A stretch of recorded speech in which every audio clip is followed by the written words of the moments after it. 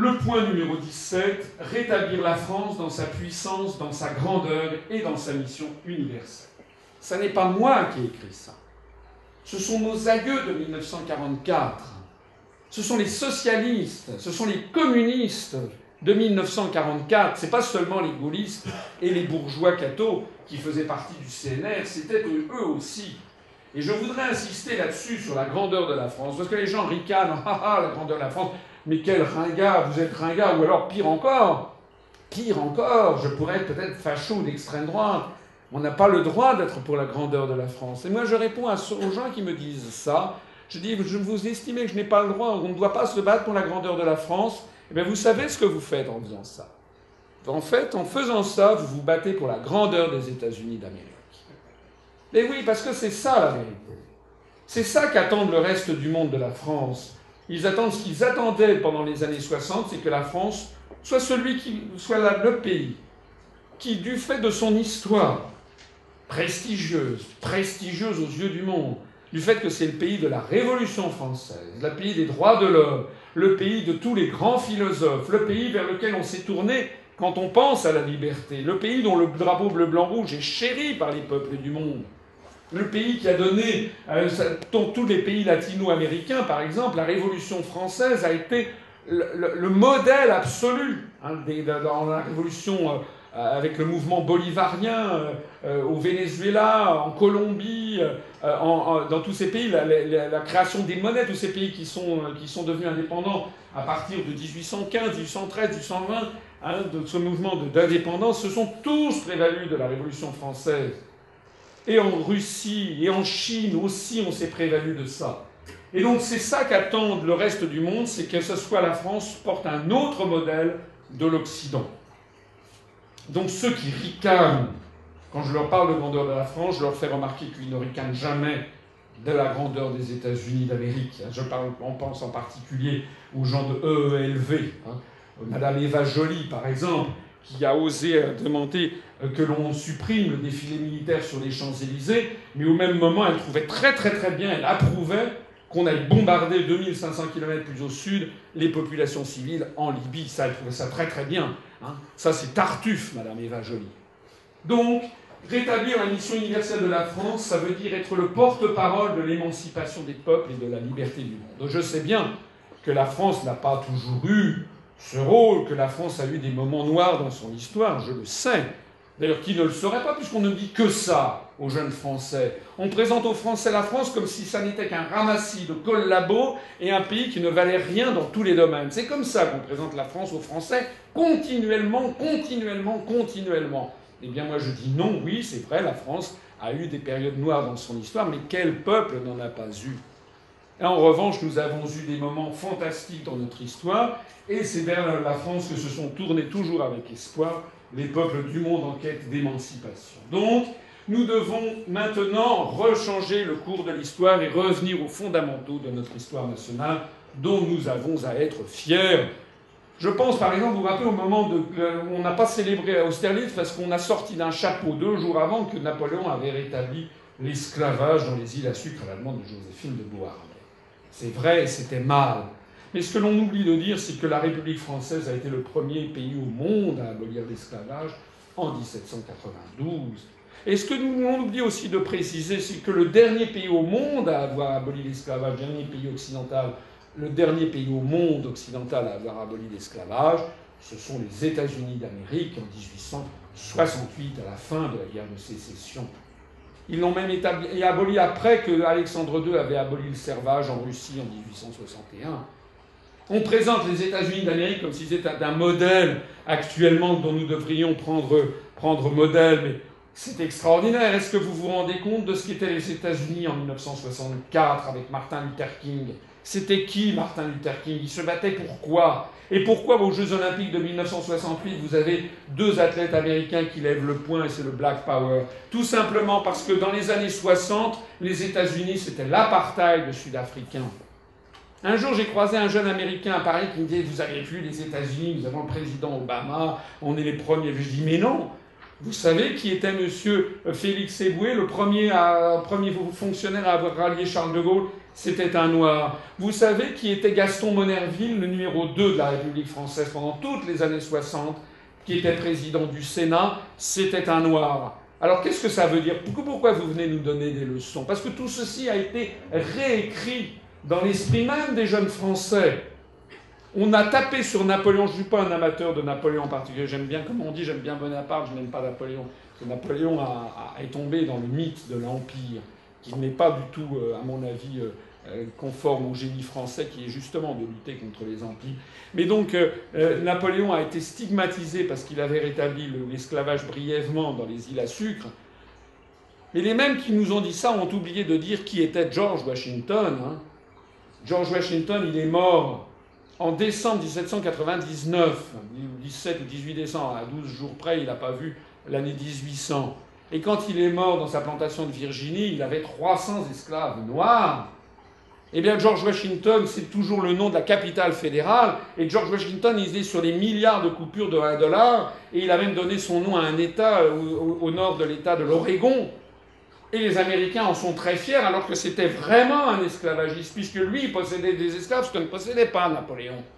Alors ça suffit de ces raccourcis historiques qui donnent toujours le beau rôle aux États-Unis, parce que nous avons derrière une force de décérébration permanente qui veut nous faire honte de notre propre histoire, alors que c'est eux qui devraient avoir honte.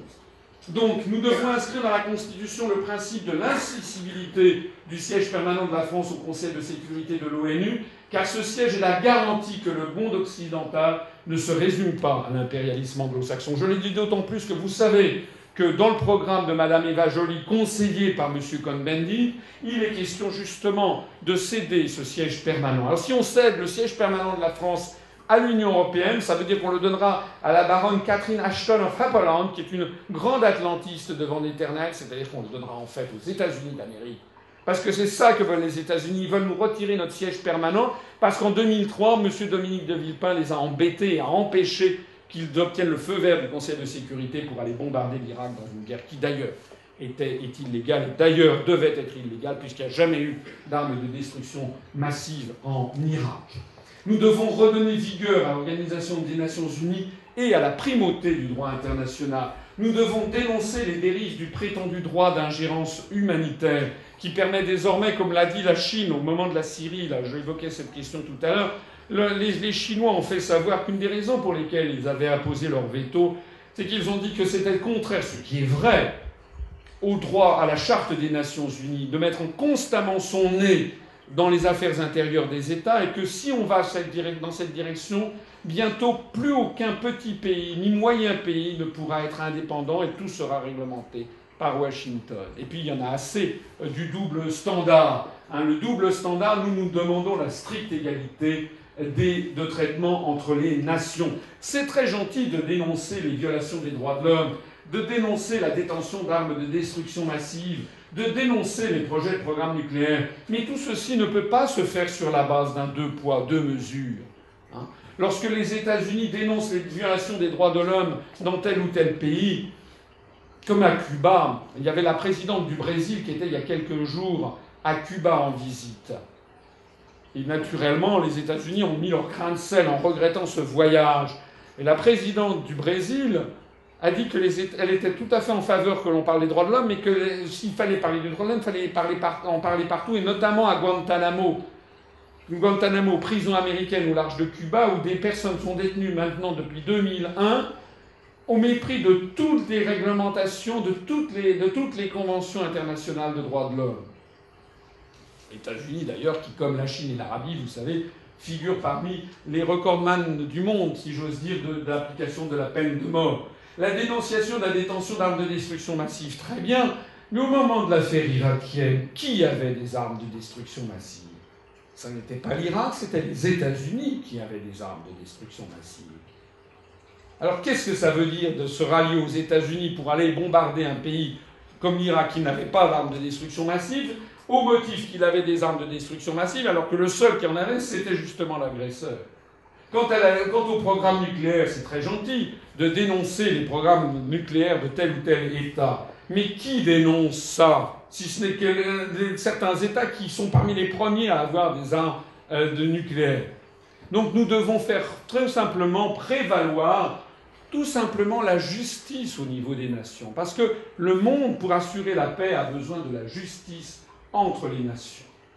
Nous devons également retirer immédiatement la France de l'OTAN, et pas seulement de son commandement militaire intégré.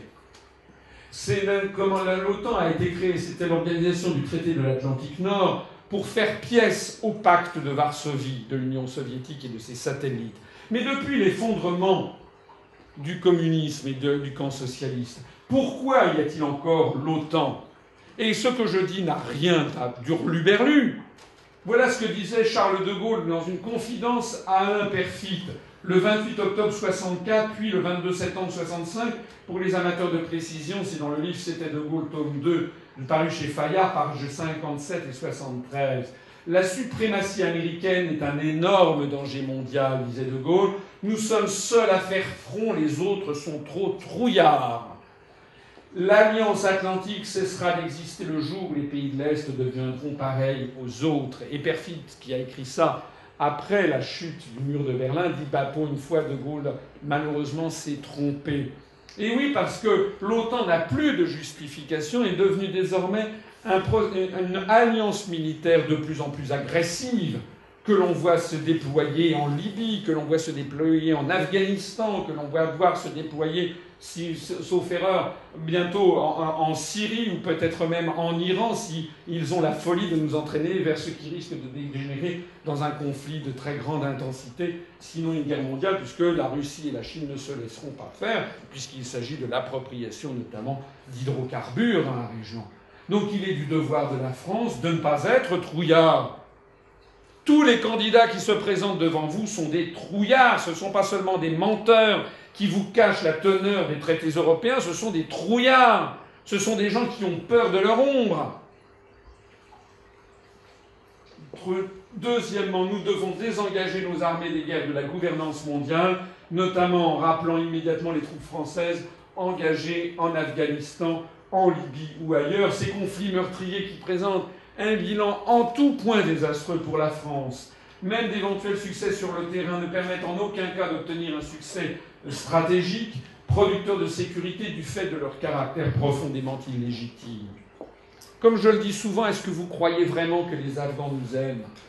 Est-ce que vous croyez vraiment que les Libyens nous aiment? Mais non! Nous sommes en train de semer des germes de haine inexpiables envers le monde occidental. Et c'est vraiment d'une gravité et absolument exceptionnelle qui doit amener les citoyens français. Et je suis désolé de signaler, là encore, la disparition ahurissante de la gauche française, qui a été pendant des années la tradition de la gauche française depuis Jaurès, c'était quand même une tradition pacifiste. Le mouvement de la paix, c'était une tradition également communiste qui était née en France après la Seconde Guerre mondiale. Qu'elle ait été manipulée par l'URSS, c'est une autre affaire. Mais que sont devenus les pacifistes français? Que sont devenues les grandes consciences françaises face à ce qui se passe et aux crimes de guerre que nous rebaptisons bavures dans les médias, aux crimes de guerre qui sont commis en Afghanistan?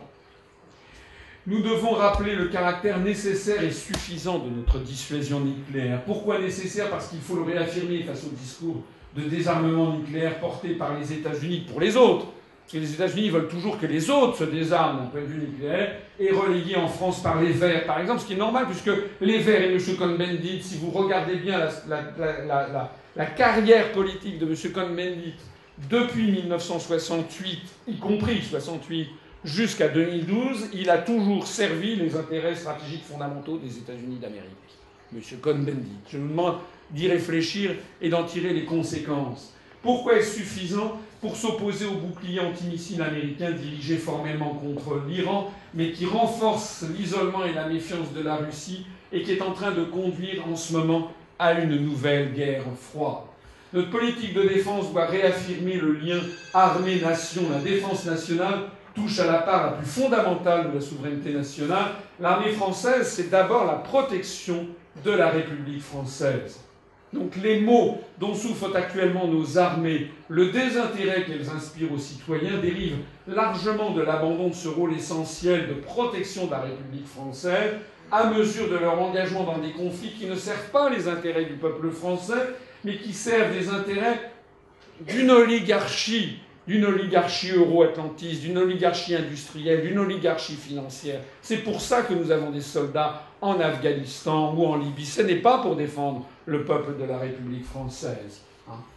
Donc la réaffirmation du lien armée-nation doit passer par une politique de défense menée au service des intérêts français, c'est-à-dire du peuple français, lesquels doivent être assez ambitieux et généreux pour renouer avec le rôle global qui a toujours été historiquement celui de la France dans les grands moments de l'histoire de France, celle d'une puissance d'équilibre qui contrebalance la puissance hégémonique dominante.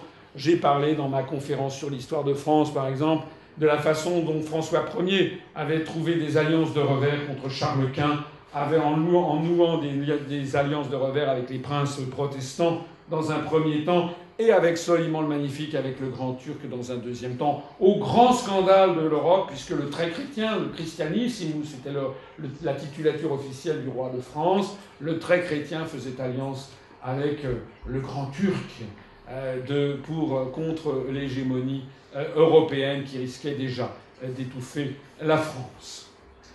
Nous devons également procéder à une relance urgente de la recherche française fondamentale et appliquée. Tout ceci dans le cadre de ce rayonnement de la France. Ça veut dire revaloriser la fonction de chercheur, titulariser les personnels, avoir des incitations fiscales au mécénat d'entreprise et avoir une valorisation médiatique. Nous devons diffuser davantage d'émissions, notamment à la télévision française, plutôt que d'avoir la soupe, les séries B américaines qui se diffusent constamment, avoir aussi des documentaires dans les grands médias publics, notamment télévisés, sur l'histoire prodigieuse de la recherche en France, sur les recherches en cours, sur l'attractivité de ce métier pour les jeunes.